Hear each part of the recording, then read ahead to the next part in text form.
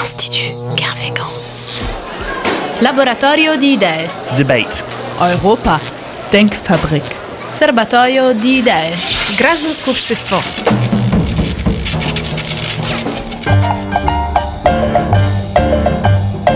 Euradio Nantes vous présente Réservoir d'idées, l'émission de l'Institut Kervegan, le think tank à la nantaise. Bonjour, nous recevons aujourd'hui Sybille Vincendon, rédactrice en chef adjointe de Libération, pour son essai paru en 2013 chez Fayard, qui s'intitule « Pour en finir avec les grincheux » et qui prend le contre-pied du discours du déclin de notre pays. Bonjour Sybille Vincendon. Bonjour. Pour animer cette émission, j'ai le plaisir d'être accompagnée par Alexandra Fraisse-Eliazor, adhérente et administratrice de l'Institut Kervegan. Bonjour. Bonjour. Alexandra. Bonjour. Sybille Vincendon, merci d'avoir répondu à notre invitation. Vous êtes sur Nantes pour animer un apéro-débat à l'Institut Kervegan autour de votre ouvrage. Et je dois dire qu'on a bien besoin de se remonter le moral, vous ne trouvez pas ? Je suppose que oui. Alors, votre essai est plus qu'un coup de gueule contre le discours du déclin de la France et vous allez nous le préciser durant cette émission. Le discours du déclin, personne ne peut y échapper, à moins de vivre en ermite. C'est repris en boucle à longueur de colonne et sur les ondes radio, les plateaux TV. Une petite musique de fond qui ressemble à « Tout fout le camp, ma bonne dame »,« Rien ne va plus »,« La France est au plus mal »,« Le moral est à zéro »,« On fonce droit dans le mur ». Ça vous dit quelque chose, n'est-ce pas ? Eh bien, nous, les Français, on serait les champions du pessimisme, bien plus que nos voisins européens, paraît-il. Par exemple, on apprend dans votre livre, à partir d'un sondage réalisé en 2012, que 79% des Français sont persuadés cette année-là, que leur pays est en pleine crise contre 38% des Allemands. 79 contre 38, c'est quand même un sacré gap. Alors moi, j'ai vu un autre sondage réalisé cet été qui nous dit que ça ne s'arrange pas côté moral puisque nous sommes 69% de pessimistes contre 28% d'optimistes pour ce qui est de l'avenir de la société française. Alors, page 24 de votre livre, vous nous racontez une petite expérience. Vous avez fait un clic sur le site de la FNAC dans la rubrique Économie et entreprise un jour de 2012. Et en ressort un instantané de la production éditoriale du moment et des quelques années précédentes, et ça donne ceci pour illustrer un petit peu ce qu'est ce discours du déclin. Pourquoi la France va faire faillite ? L'incohérence française, l'échéance français, vous n'avez encore rien vu, déficit public, le patrimoine des Français en péril, etc., etc. Et alors encore, moi, je n'ai pas tout. J'imagine. Alors moi, je me suis amusée à faire de même ces jours derniers. Eh bien, en effet, ça ne s'arrange pas. Dans le rayon économie sur le site de la FNAC, j'ai cliqué et j'ai eu au choix, donc dans la rubrique économie, histoire d'une névrose, changer de modèle pour enrayer la spirale du déclin, le terme est lâché, et la France sans ses usines, et là, bien sûr, etc., etc. Donc d'abord, première question, avant de se pencher sur les raisons de notre déprime collective, cette morosité, d'après vous, est-ce vraiment une spécificité française ? Parce que les Allemands ont peut-être des raisons d'être plus optimistes, mais qu'en est-il ailleurs, en Espagne, en Italie, où l'économie ne va pas très très fort non plus ? Qu'en dites-vous ? Si on en croit les enquêtes, il y a même des enquêtes qui sont planétaires, qui sont menées chaque année. L'avantage de ces enquêtes, c'est qu'elles sont menées au très long cours, tous les ans. Donc, elles finissent par donner, sinon des chiffres exacts, au moins une tendance. Et la France est toujours dans le bas du peloton. Ça veut dire que la France est un pays plus pessimiste que l'Irak ou que l'Afghanistan. Alors, évidemment, pour les Irakiens, une semaine sans attentat, il y a de quoi y croire. Tout est relatif. Mais même si on compare la France à des pays dans lesquels la vie est plus comparable, c'est-à-dire les pays européens ou les États-Unis aussi, enfin bref, les pays occidentaux, on voit bien que la France est toujours en queue de peloton. Malgré à situation égale. À situation égale. Et il est probable aussi que La morosité, c'est un phénomène auto-alimenté. C'est-à-dire qu'il y a sans doute dans une tradition française beaucoup de ronchonnerie, beaucoup de défiance, toutes choses qui n'aident pas à être gai, joyeux et optimiste. Mais il y a aussi énormément de sondages, énormément de répétitions que nous sommes comme ça. Et on peut finir par se demander si les Français, l'opinion, finit pas par réagir comme les enfants à qui on dit mais toi t'es nul en maths, et qui s'installent dans cette position-là. Alors je pense qu'il n'y a pas besoin de pousser beaucoup les Français pour qu'ils y soient, mais néanmoins il y a quand même une question là-dessus. D'accord. C'est vrai que quand on prend des commentateurs ou des journalistes qui commentent la même tentation de commenter le déclin, je pense au 1 qui est paru le 17 septembre sur la France qui aurait besoin de redressement. Peut-on encore redresser la France ? Tout est dans « encore ». Voilà, tout est dans « encore ». Et le mot de Robert Solé, il a choisi le mot « tocsin ». Et il dit, en parlant des sonneurs de tocsin, « À force de crier au feu, à tout propos, ils finiront par provoquer un incendie ». En quelque sorte, une prédiction autoréalisatrice. Oui, c'est exactement ça. Et sur la morosité, ça fonctionne vraiment comme ça. C'est-à-dire sur la certitude que le pays décline, que le pays est en train de tomber. Et d'autant plus que les formules utilisées dans ce domaine, elles sont toutes assez évocatrices. Alors moi, mon livre est parti... à vrai dire, je ne veux pas dire d'une réponse, c'est un peu prétentieux, mais d'un agacement que je traînais depuis des années sur ce livre de Bavrez, de Nicolas Bavrez, qui s'appelle « La France qui tombe », et qui n'est pas un très gros livre d'ailleurs. C'est un petit livre qui nous règle notre compte. Qui a été publié quand, vous pouvez le rappeler ? Il a été publié en 2002 ou 2003, je ne sais plus. Oui, donc ça fait quand même plus de 10 ans. Si la France devait tomber, on serait déjà bien à terre quand même. Donc, alors lui, il estime certainement qu'on est au milieu de la chute, mais néanmoins, ce qui était frappant, c'est que le livre, il doit faire, 120 pages à peu près, donc c'est pas une somme académique. Et il y a, vers la page, 110 ou 108, on commence à trouver les atouts de la France. Ça fait un peu léger quand même, c'est très très réquisitoire. Et cette France qui tombe, elle s'est vendue énormément et elle a surtout inauguré une espèce de genre dans le livre économique alarmant, comme les titres que vous avez cités. Donc vous analysez justement le discours des déclinistes et une expression que j'aime bien, vous dites que grosso modo c'est comme chez eux une petite prise de pouvoir ordinaire sur le citoyen lambda qui lui ne comprend rien à rien. Est-ce que vous pouvez développer ? C'est assez curieux parce que ça joue à tous les niveaux. Alors pour que les auditeurs puissent s'imaginer la situation, ça joue extrêmement bien au niveau familial. Autrement dit, quand quelqu'un dans un cercle privé dit à l'autre voilà ce qui va t'arriver, et si, bonheur, la chose se produit, pour celui qui a dit voilà ce qui va t'arriver, il y a une espèce de plaisir de fin gourmet à être celui qui savait et qui donc est en posture se situe au-dessus de l'autre, du naïf qui n'y savait, qui n'y connaît rien. Quand on est dans un discours qui est collectif, ça signifie, et on l'entend tout le temps, que la grande masse des gens ne veut pas entendre la vérité avec un grand V. Et la vérité, c'est que la façon dont vous vivez est une façon dispendieuse, trop chère, qu'on ne peut plus se permettre, qui n'est plus de l'époque. Vous vivez dans un monde qui est terminé.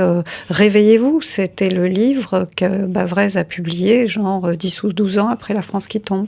Et je trouve que les deux vont bien ensemble, quoi. Donc il est très culpabilisant, mais qui n'apporte pas pour autant de solutions, finalement. C'est-à-dire que si la solution, parce qu'il faut dire, c'est toujours un peu le même camp qui parle comme ça, c'est un camp qui défend une forme de libéralisme à l'anglo-saxonne. Peut-être est-ce la solution pour s'en sortir, j'en sais rien. Mais en tout cas, on est très sur le mode, selon la célèbre phrase de Margaret Thatcher, qui disait « There is no alternative », c'est-à-dire c'était le TINA, et il n'y a pas d'autre alternative. Et à partir du moment où vous dites ça aux gens, t'as pas le choix. Si tu continues dans l'erreur, effectivement, c'est très culpabilisant. Et puis ces gens-là pourront dire « je vous l'avais bien dit ». En plus, voilà. Plaisir. Mais depuis 2002, l'ouvrage que vous avez cité, la France qui tombe, est-ce que finalement il y a eu, est-ce que ça s'est vraiment réalisé ou on a un peu de recul quand même depuis que c'est paru? Alors, on va faire un peu d'économie. Alors, allons-y. On a 3 minutes. Il est courant, on a coutume de dire qu'en France, nous n'avons pas vécu une crise comme l'a vécu la Grèce, ou même sans comparer avec la Grèce, mais comme l'a vécu l'Espagne, parce que nous avons des amortisseurs sociaux, ce qui signifie que nous avons effectivement des minimums sociaux, nous avons de la protection, nous avons du logement social, bref, toutes sortes de filets qui, alors effectivement, beaucoup de gens sont dans des situations absolument impossibles, mais néanmoins, dans les grosses masses, globalement, ça a amorti le choc. Et la question aujourd'hui, c'est que le discours public consiste à dire nous n'avons plus les moyens parce que nous avons creusé notre déficit en faisant cette politique-là, nous n'avons plus les moyens de la faire. Donc d'une certaine façon, on atteint un moment de grand discours anxiogène. Où on parle justement de casser ce fameux modèle social français qui serait seul en cause. Au moins une partie du filet social, oui. C'est la remise en cause, effectivement, du système de chômage, d'assurance chômage, etc. Merci. Alexandra, une remarque ? Une remarque qu'on abordera peut-être dans la deuxième partie, c'est quand on parle de la désindustrialisation. Juste pour terminer sur une citation, vous parlez de la désindustrialisation comme quelque chose qui est en majesté dans le discours du pire. Et vous dites, longtemps considérée comme un asservissement pour le travailleur, une pollution pour le riverain, encombrante patate chaude pour l'élu, l'usine est soudain devenue notre trésor national et sa désagrégation une catastrophe. Mais on va revenir dessus dans la deuxième partie. Là, le problème, c'est que de fait, là, on n'est plus du tout chez les déclinistes. On est vraiment dans un constat qui est objectif, c'est que la France s'est désindustrialisée parce qu'elle a cru que l'économie était faite sur les services et que, de fait, ça n'est pas exactement le cas. C'est-à-dire, si on regarde les Allemands, ils font beaucoup de vrais objets. Ils ne font pas que de la téléphonie mobile. Donc là, je ne peux pas qualifier les gens qui s'alarment de la désindustrialisation de déclinistes. C'est pas vrai. Merci. On va faire une pause musicale.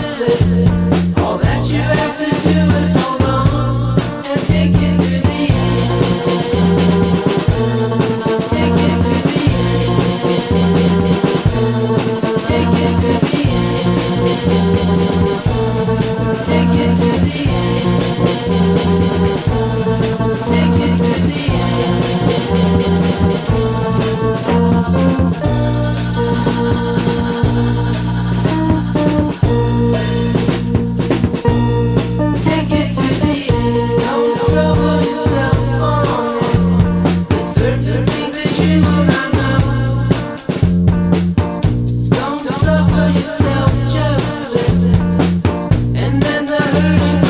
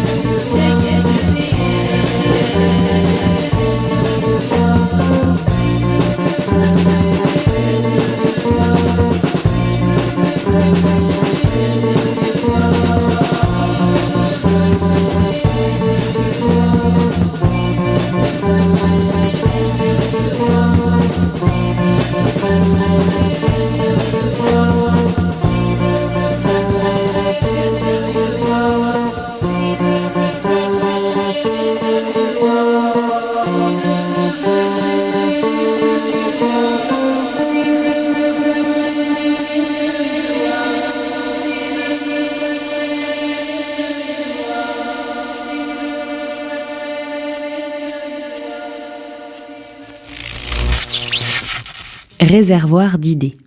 Vous écoutez Réservoir d'idées, une émission de l'Institut Kervégan consacrée aujourd'hui à une charge contre les déclinistes de tout poil, avec notre invitée Sybille Vincendon, rédactrice en chef adjointe de Libération et auteure d'un essai qui s'intitule « Pour en finir avec les grincheux ». Alors, le discours décliniste, d'une certaine façon, s'appuie sur une sorte de deuil difficile de la grande nation. Ouais. Mais tout le monde ne considère pas que nous sommes une grande nation finie. Nous sommes peut-être tout simplement en transition. Et vous citez Jean-Hervé Lorenzi qui dit « Nous sommes effectivement dans une phase de transition comme le reste du monde, ni plus ni moins ». Oui, tout est dans le ni plus ni moins. Je pense que le problème, ce n'est pas que les Français n'arrivent pas à faire le deuil de la grande nation. Le problème, c'est que leur politique leur tienne un discours qui est encore très empreint de ça. On est mal remis du général de Gaulle. Nous avons obtenu le 5e siège au Conseil de sécurité des Nations Unies après la guerre. Nous avons obtenu d'être dans le camp des vainqueurs. C'était pas si évident que ça. Tout ça est dû à de Gaulle. Et de Gaulle a eu une attitude permanente, mais qui était politique, qui consistait à dire « nous sommes un grand parmi les grands ». Aujourd'hui, pour la plupart des gens, la place de la France est à peu près ce que disait Giscard dans les années 70 et qui avait fait scandale, que c'est une puissance moyenne. Ou intermédiaire, dit-on aussi, oui. Pour faire moins moyen. Moins moyen. Voilà. Et de fait, je pense que si les politiques avaient un discours très pragmatique et réaliste sur notre vraie place dans le monde, ça paniquerait pas les foules. En revanche, tenir le grand discours de la grandeur, de la grande nation, alors même que le ressenti global et général n'est pas vraiment celui-là, c'est assez paniquant. Et les commentateurs, ils s'y mettent aussi quand ils disent, je reprends quelque chose que j'ai lu notamment dans le 1 que nous citions tout à l'heure, attention, nous allons passer de la 5e à la 6e place au rang mondial. Mais bon, c'est quand même... Est-ce que c'est si grave ? Parce qu'on reste quand même dans le top 10, donc on n'est quand même pas à la dernière des nations. Je pense qu'il faut regarder quels sont les indicateurs sur la qualité de vie, d'une manière générale, des gens qui habitent la France. Donc... peut-être que passer de la 5e à la 6e, ça a des conséquences qui sont véritablement une dégradation sur les conditions de vie, sur les niveaux de salaire, sur les niveaux de revenus, que sais-je. Mais si ça n'est pas le cas, effectivement, on peut se poser la question. Surtout si on compte des produits industriels bruts, des PIB, qui ne sont pas des indicateurs extrêmement,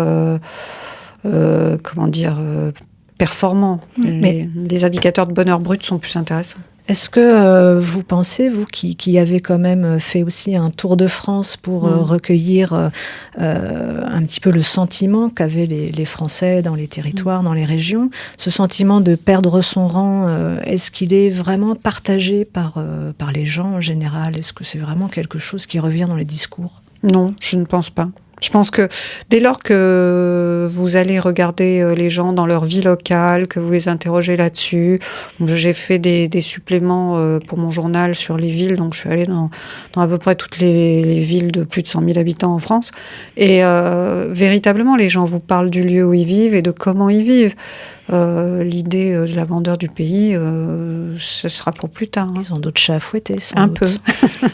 D'ailleurs, quand on regarde les études, les Français sont champions du pessimisme, mais en ce qui concerne leur pays, l'économie, mais pas forcément leur situation personnelle. Non, effectivement, c'est ce que le sociologue Jean Viard appelle bonheur privé, malheur public. Et cette dichotomie entre ce qu'on vit pour soi-même, c'est-à-dire que quand les questions sont posées sur le mode et pour vous, comment voyez-vous l'avenir, comment voyez-vous votre situation, les réponses sont assez positives. Et en revanche, elles sont très négatives pour le pays. Alors, d'un côté, c'est assez rassurant. Ça veut dire quand même que sur l'équilibre personnel, les gens s'en sortent pas trop mal. D'un autre côté, là où ça peut être un peu alarmant, c'est aussi véritablement le repli sur la sphère personnelle, sur la petite intimité et le seul moyen de s'en sortir. Ça peut être assez accablant. D'abord, ça donne des votes un peu étranges. Et puis, c'est quand même une entaille dans le collectif, dans l'intérêt général, dans des choses qui portent quand même une société. Et donc une entaille dans la solidarité qui... Éventuellement, et puis aussi l'autre problème de cette dichotomie, de ce clivage, c'est que tous ceux qui sont dans le bonheur privé, c'est-à-dire en fait dans le lien avec les autres, dans des réseaux, alors qu'ils ne sont pas nécessairement des réseaux de solidarité, mais simplement les réseaux amicaux, familiaux, etc., eux, ce sont des inclus d'une certaine façon, ils vont bien. Et tous ceux qui sont hors de ces liens sont vraiment extrêmement exclus. Alors, dans le discours du déclin, il y a un secteur qui est particulièrement touché, c'est celui de l'école, de l'éducation nationale, avec vraiment la nostalgie de l'école de Jules Ferry. Donc, il y a une citation dans votre ouvrage qui permet de remettre un peu les choses à leur place, quoi. Donc, je vais laisser Alexandra nous dire cette citation. Oui, vous dites « Il y a dû exister, je ne sais quand, une école idéale que nous avons perdue par mégarde. Sinon, on ne voit pas pourquoi nous dirions tant de mal de celle qui officie aujourd'hui. Flotte dans l'air un parfum d'âge d'or, en l'espèce l'école de Jules Ferry.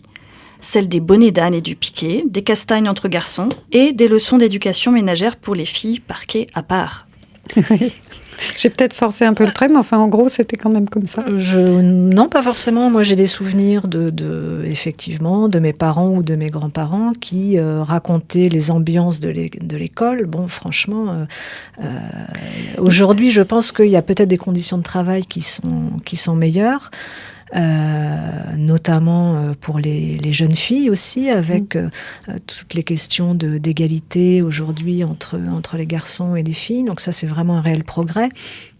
Maintenant, c'est vrai que le discours du déclin est plutôt sur les résultats. Les résultats scolaires. Alors là, on a c'est la logique de l'évaluation qui nous plombe. Donc, qu'est-ce qu'il en est exactement ? Commençons par les faits. On a une école très inégalitaire, c'est mesuré par des enquêtes internationales qui s'appellent PISA, et franchement, il n'y a rien à dire là-dessus.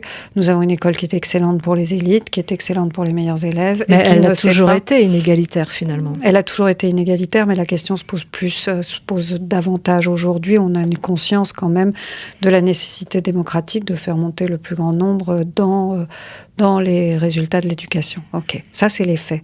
À côté de ça, l'école, c'est un très très bon terreau à discours décliniste. C'est exactement, je trouve que c'est un cas typique du gap qu'il y a entre ce qui est dit par un certain type d'élite ou un certain type de gens qui ont voix au chapitre, on va dire, et puis ce qui est vécu sur le terrain. C'est-à-dire que si vous regardez, on peut faire le même exercice sur le site de la FNAC sur les livres qu'on s'est créés à l'école, et il y a une série de catastrophes annoncées absolument monstrueuses avec des titres « Vos enfants ne sauront ni lire ni compter », etc., etc. Mais en réalité, quand nous, journalistes, on va en reportage dans des endroits difficiles, dans des collèges, dans des quartiers, dans la banlieue parisienne, qui sont vraiment avec des collèges qui accueillent 80 nationalités, des situations comme ça, je connais des journalistes qui ont assisté à des cours de latin dans ces endroits-là. Ça veut dire qu'il se passe un réel à l'école qui est un réel qu'on ne voit pas beaucoup, et surtout qu'on ne peut pas voir parce que le discours ambiant des gens qui sortent tous ces livres alarmistes et qui sont sur toutes les radios, toutes les télés, fait écran de fumée. Et je trouve qu'on est dans une situation de discours du déclin extrêmement efficace, et d'autant plus efficace que, en fait, les parents sont hyper angoissés pour l'avenir, hyper angoissés pour l'avenir de leurs enfants, et c'est une angoisse très très forte des classes moyennes, alors même que les chiffres montrent que les classes moyennes ne déclassent pas tant que ça. Oui, le décrochage scolaire, finalement, qu'en est-il aujourd'hui par rapport justement à avant? Est-ce qu'on décroche plus ou je ne suis pas assez spécialiste des statistiques scolaires pour vous le dire, et je pense en plus qu'on n'a pas l'outil statistique comparable sur, mettons, une ou deux générations. Sur l'éducation, il existe des choses, effectivement, dont on parle très peu. Je pense, pour citer des exemples concrets, des programmes coup de pouce dans les CP, pour les enfants qui sont pas forcément en échec, mais qui n'ont pas l'environnement familial, justement, c'est là où risqueraient de se faire les inégalités. C'est des enfants qui, tous les soirs après l'école, passent 2 heures avec un animateur ou une animatrice autour de la lecture. et de l'écriture et des jeux, etc. C'est des programmes qui sont au niveau national, mais qui sont implémentés au niveau local, au niveau des municipalités. Je pense aussi au programme de réussite éducative qui accompagne sur le plan éducatif ou culturel. Et c'est vrai que on est conscient de ces inégalités et il existe des choses dont on parle très peu parce que les publics, c'est vrai que c'est pas des grands publics, c'est assez minoritaire, c'est à chaque fois un groupe de 5 enfants, c'est un enfant par-ci, un enfant par-là, mais il existe des vrais parcours de réussite. Et voilà, donc on parle peut-être pas assez. Peut-être pas évaluées, celles-ci, par contre. Alors, je pense qu'elles le sont, mais que l'éducation nationale a beaucoup de mal à passer de l'expérimental à quelque chose d'un peu plus vaste. Mais surtout, on n'en a pas le récit. C'est-à-dire que quand je vous parle de ces livres à titre alarmiste, je ne vois pas en face les livres qui vous racontent l'école qui fait des choses, l'école qui aide ses élèves. L'école qui, effectivement, ne reste pas... Quand vous êtes aujourd'hui enseignant dans un collège, dans une zone d'éducation prioritaire, il est absolument hors de question d'enseigner de manière... de ne pas se soucier de ce qu'il y a à faire localement. Et je trouve que les équipes de tous ces collèges, peut-être c'est des effets générationnels aussi, sont vraiment meilleures d'année en année. Donc dans la troisième partie, on s'intéressera justement plus précisément à la réalité du terrain. On va sortir du discours du déclin pour aller voir effectivement ce qui marche. Donc pause musicale, à tout à l'heure.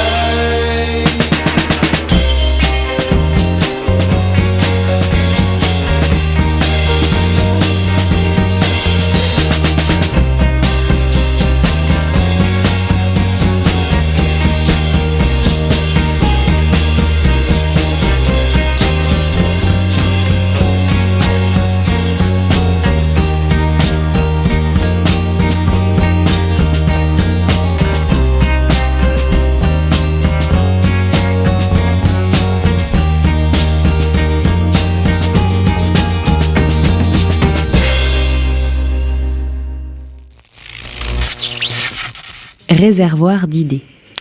Vous écoutez Réservoir d'idées, une émission de l'Institut Kervégan, et nous avons le plaisir aujourd'hui de débattre avec Sibylle Vincendon, rédactrice en chef adjointe de Libération, auteure d'un essai qui s'intitule « Pour en finir avec les grincheux ».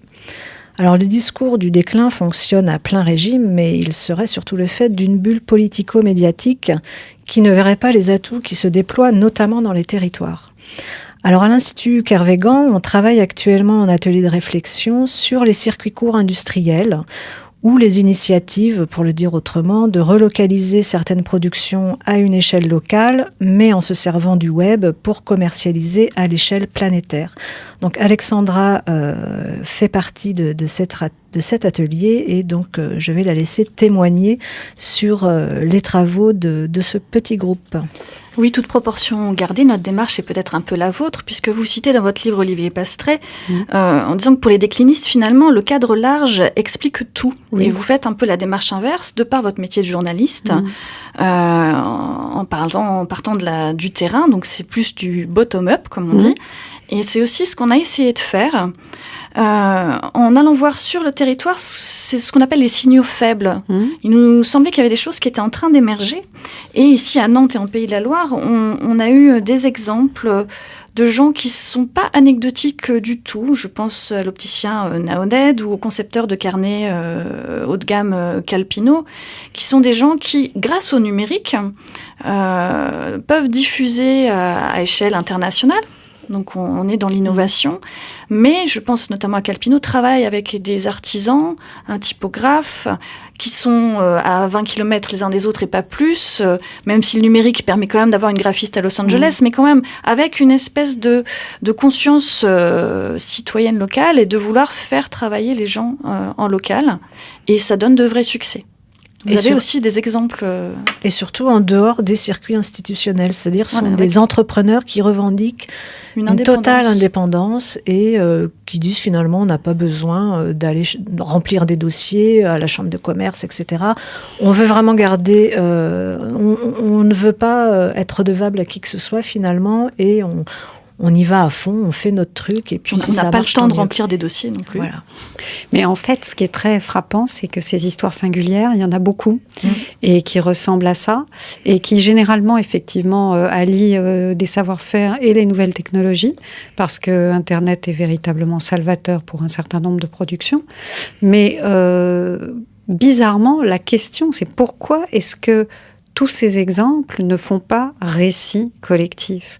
Et on peut en empiler des quantités et on n'arrive jamais à sortir quelque chose qui soit ce que j'appelle un récit collectif. Aujourd'hui, le récit collectif de la France, c'est une histoire triste dans laquelle, en gros, l'économie va mal, les entreprises vont mal. Alors, c'est aussi la responsabilité des représentants des entreprises avec lesquelles, justement, vos exemples ne fricotent pas et qui, eux, pleurent misère en permanence. Et la France est en train de devenir un musée ou un parc d'attractions, et c'est mal. Oui, et alors là, ce qui est compliqué, c'est que d'un côté, le tourisme, c'est quelque chose qui nous rapporte énormément d'argent. C'est le premier poste de la balance des paiements, c'est pas totalement négligeable. D'un autre côté, si l'on se considère comme une station balnéaire géante, au bout d'un moment, on oublie aussi qu'on peut faire d'autres activités économiques et qu'elles sont quand même extrêmement porteuses pour les habitants, simplement. Voilà, votre créateur de carnet a sans doute pas envie de tenir un hôtel, quoi. Oui, et l'Internet, on parlait d'Internet comme outil indispensable et puis comme aussi moteur de ce type d'innovation. Ouais. Et en fait, ce qui fait le succès d'Internet, c'est Rifkin qui dit ça, c'est les relations horizontales de pair à pair. Oui. Et du coup, ce modèle-là, est-ce qu'il y a quelque chose, vous parlez aussi de percolation, que un système peut après entrer un petit peu dans nos têtes et définir de nouveaux rapports plus horizontaux. Est-ce que c'est l'avenir ? Alors, c'est certainement l'avenir. Le problème, c'est que pour un pays comme la France, c'est très difficile d'envisager cet avenir-là. Nous, on est une nation centralisée à tous égards, c'est-à-dire centralisée politiquement, mais centralisée aussi dans la hiérarchie, dans les rapports sociaux. Donc, on n'a pas d'habitude de fonctionnement fédéral, on n'a pas d'habitude de fonctionnement coopératif, on n'a pas d'habitude de fonctionnement dans une certaine mesure déhiérarchisé, et pour basculer dans le modèle du 21e siècle, il est certain qu'aujourd'hui, on est dans l'économie de la connaissance. Et l'économie de la connaissance, c'est quelque chose où quand vous partagez, à la fin, vous en avez plus. Alors, c'est quand même assez révolutionnaire sur les mentalités, puisque en général, ce qu'on considère, c'est que s'il y a quelqu'un qui prend une part de quelque chose, il a lésé son voisin. Et là, c'est exactement l'inverse. Donc, dans un pays très défiant comme la France, très hiérarchisé, très centralisé, qui a tellement de mal à décentraliser, tellement de mal à faire confiance au local, tellement de mal à faire confiance aux gens, je pense que ça va être un peu compliqué. Et pourtant, vos non-déclinistes que vous citez, vous dites que ce discours-là, déclinistes, ils en sortent indemnes. Et Oui. Mais quelles sont les conditions? Comment on devient indemne? Est-ce que c'est une éducation? Est-ce que c'est pour pouvoir... Enfin, ce que vous dites, la confiance, c'est quand même une attitude où l'autre est un atout plutôt qu'un rival, dites-vous. Oui, tout à fait. Et comment on arrive à cette... Bien, moi, je suis allée voir un certain nombre de gens et je dois dire que j'étais assez contente parce que les premiers que j'ai été voir pour ce livre, c'était en 2011. Et aujourd'hui, ils ont prospéré. Donc, le premier interviewé que je suis allée voir, c'était le fondateur de ce qu'on appelle aujourd'hui Blablacar et qui s'appelait Covoiturage à l'époque. Et ce type-là, il aurait dû être quelque part dans une filiale du CAC 40. Il avait fait une palanquée d'études et d'écoles et ce qu'il faut aux États-Unis et tout ça. Et puis, il a emprunté 70 000 €, il a fondé ce truc-là parce qu'un jour à Noël, il n'a pas pu aller chez Maman en Vendée parce qu'il n'y avait plus une seule place dans le train. Bon. Et aujourd'hui, il est quand même une espèce de grosse structure qui fait trembler un peu la SNCF sur ses bases. Donc, je me dis, finalement, ces gens qui ont cru en eux, qui se sont pas demandé si c'était le moment, pas le moment, s'il fallait le faire en France, pas en France. Lui, il voulait aller en Vendée chez Maman, alors c'est en France. Et il a développé son truc, et j'en ai interviewé dans le livre comme ça, 3-4, qui sont... ils sont pas des optimistes au sens de la méthode Coué, du volontarisme. Ils ne se laissent pas atteindre par le discours pessimiste.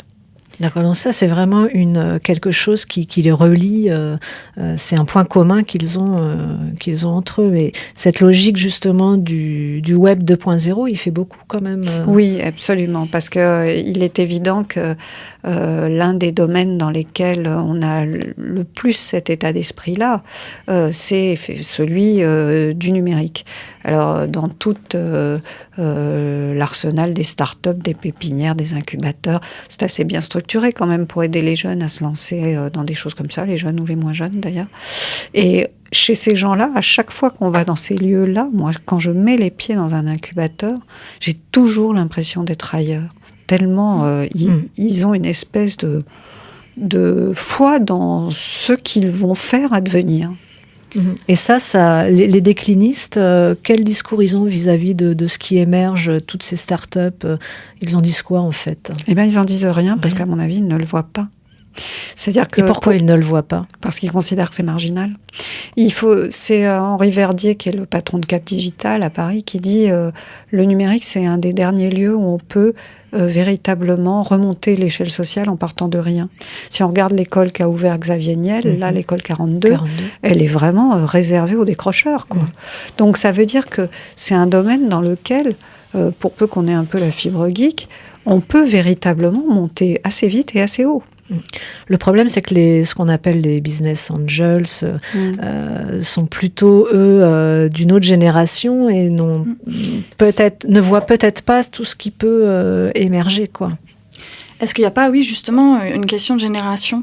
Je m'appuie en ça sur une étude que j'avais faite en 96, donc ça date pas d'hier, sur les inquiétudes dans la société française pour le Crédoc. Et j'avais pu constater au fil des entretiens que ceux qui avaient connu les fameuses 30 glorieuses étaient vraiment dans un très très grand pessimisme, de grandes inquiétudes, parce qu'ils avaient cet âge d'or qu'ils avaient perdu. Tandis que les gens qui étaient plus de ma génération, donc moi je suis la génération X, née dans les années 70, qui ont de fait toujours connu la crise, du coup c'est un état de fait et on fait avec. Et du coup ils avaient un discours beaucoup moins inquiet, beaucoup moins pessimiste que la génération de leurs parents. Mais je pense en plus que pour la génération de leurs parents, les nouvelles technologies, c'est quelque chose qui est pas menaçant, mais dans lequel on n'est pas super à l'aise.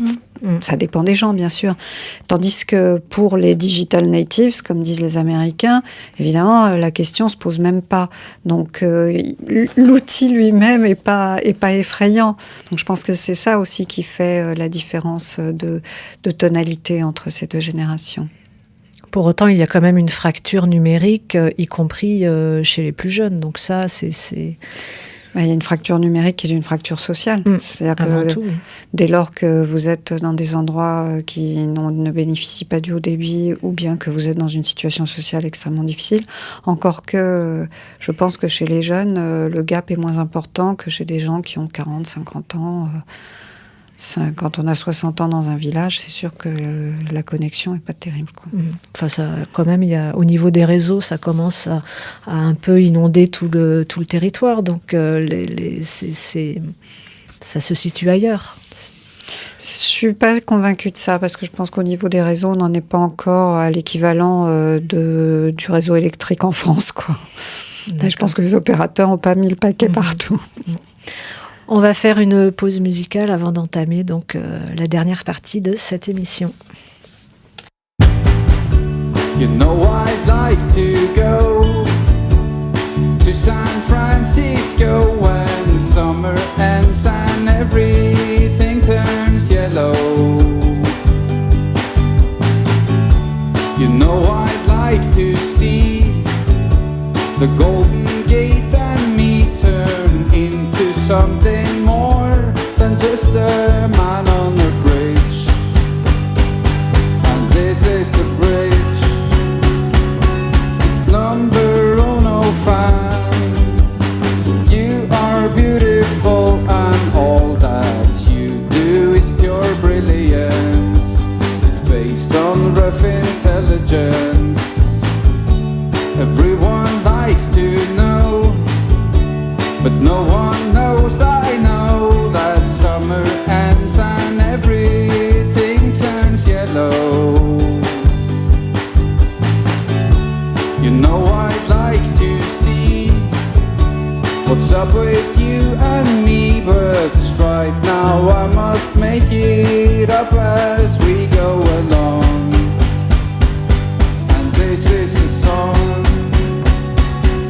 Tell me you're my fan, that I'm beautiful and all that I do is pure brilliance. It's arrogant intelligence.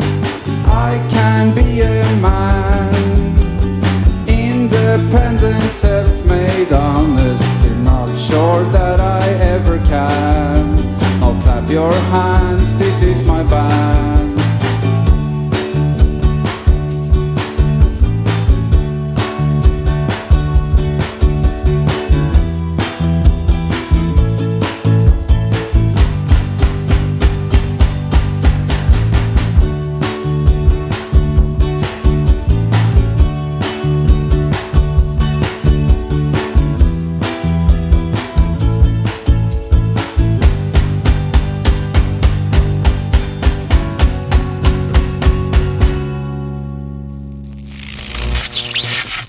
Réservoir d'idées. Vous écoutez Réservoir d'idées, une émission de l'Institut Kervégan. Nous abordons la dernière partie de la discussion contre le discours du déclin avec Sibylle Vincendon, donc rédactrice en chef adjointe de Libération et auteure de l'essai Pour en finir avec les grincheux. Alors Sibylle Vincendon, vous dites que le contraire du discours du déclin n'est pas non plus l'injonction à l'optimisme, qui lui relève plus pour le coup d'un volontarisme boy scout.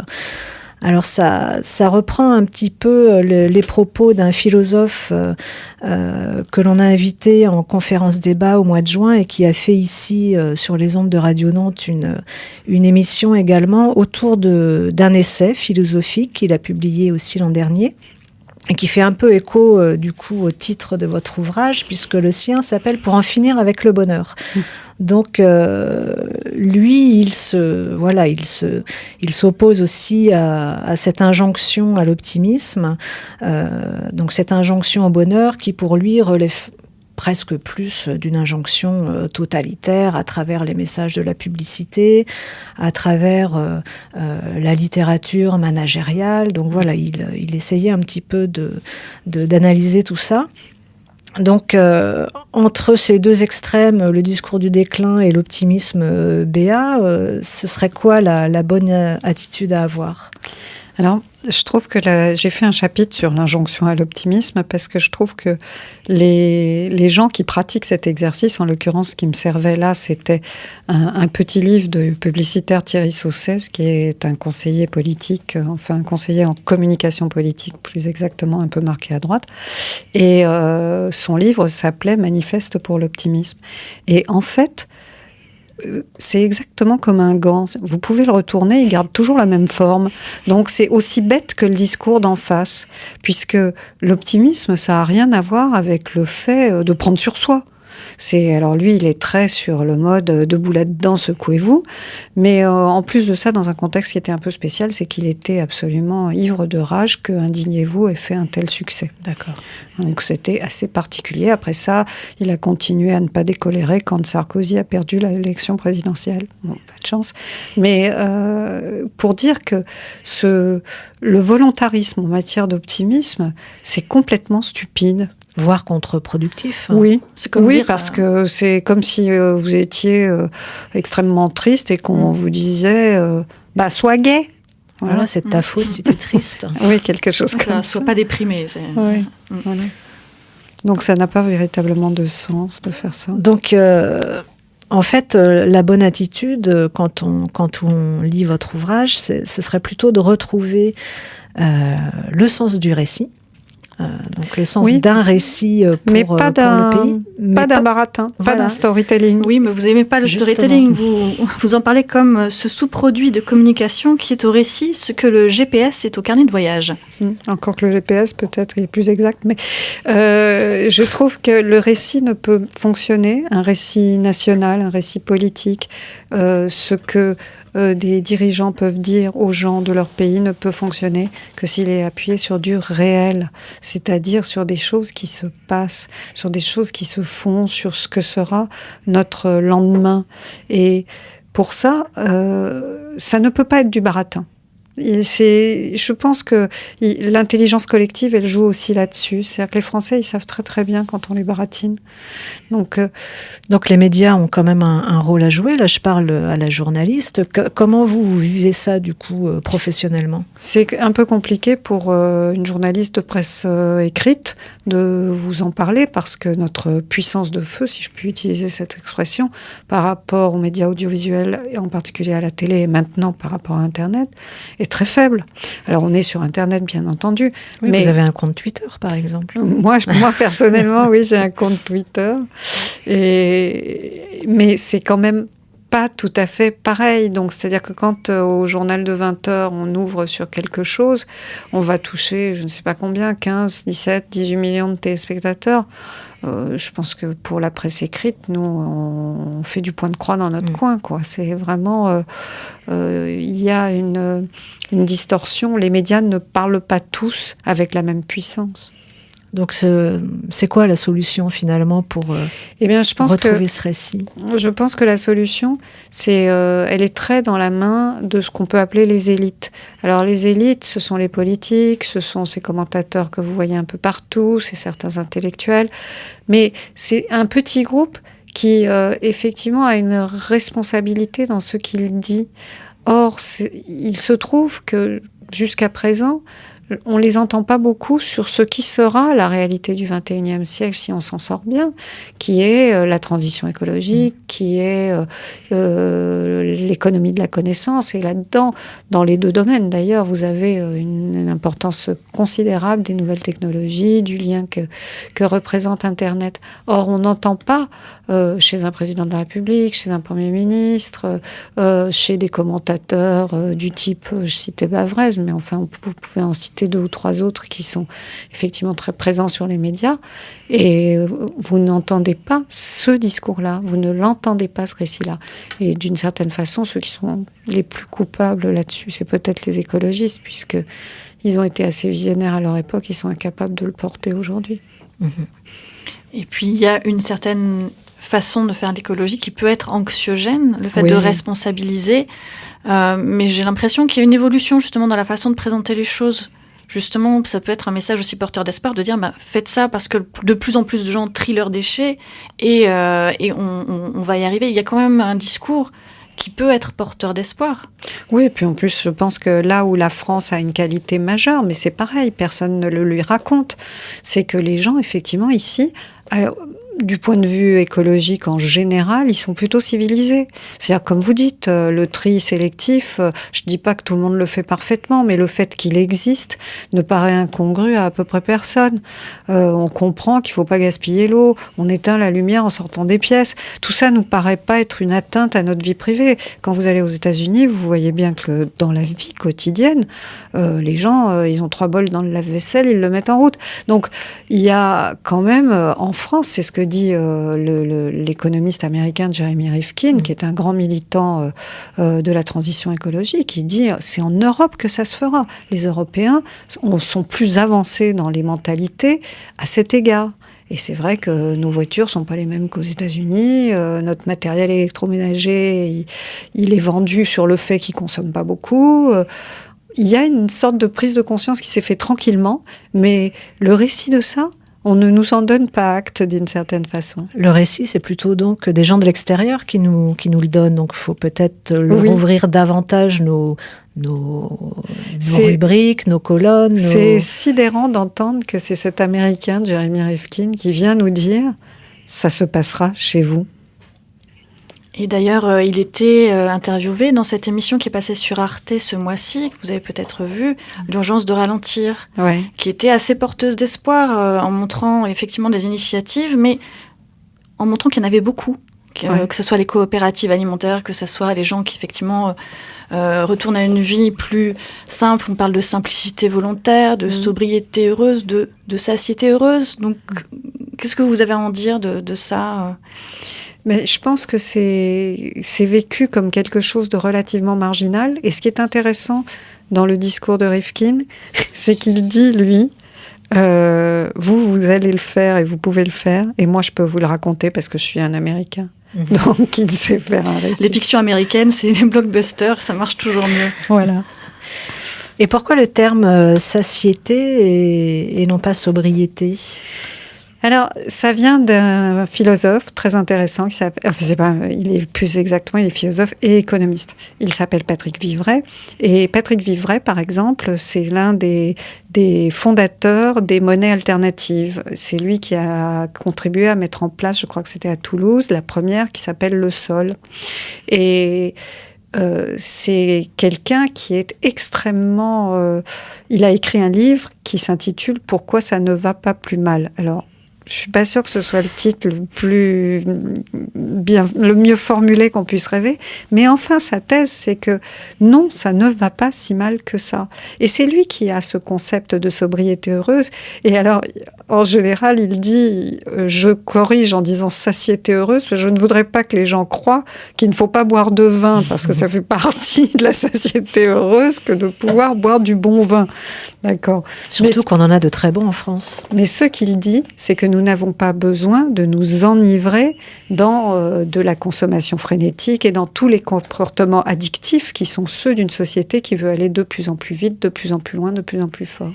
C'est un peu le discours, nous, qu'on a recueilli auprès justement de ces entrepreneurs qu'on a rencontrés ici sur Nantes. On parlait de Calpino, de Naoned. C'était vraiment ce discours de jeunes entrepreneurs qui nous disaient, nous, on veut réussir notre vie, on veut pas forcément la gagner, mais la réussir. C'est-à-dire que c'était pas la recherche du profit à tout prix. Alors bien sûr, il en faut pour vivre, un minimum. Mais en tout cas, ils n'étaient pas dans cette logique de croissance exponentielle pour faire du chiffre d'affaires absolument. Mais c'était plutôt d'autres valeurs, faire un métier qui nous plaît, avec des valeurs qui sont les nôtres. Donc là, on se dit, est-ce que on rentre pas à une petite échelle vers une autre économie ? Et finalement, est-ce qu'en agrégeant toutes ces expériences, on va pas muter vers quelque chose d'autre ? Moi, je pense qu'on va muter et qu'on est en train de le faire. Et on le fait, c'est très français, ça. C'est-à-dire que on ne se voit pas faire. On a fait une révolution familiale. Nous, en France, on a un enfant sur 2 qui naît hors mariage. Ça n'a absolument pas mis les foules dans la rue. Ça s'est fait tranquillement. Et quand on voit comment l'économie solidaire et sociale se met en place, comment surtout le crowdfunding, c'est étonnant.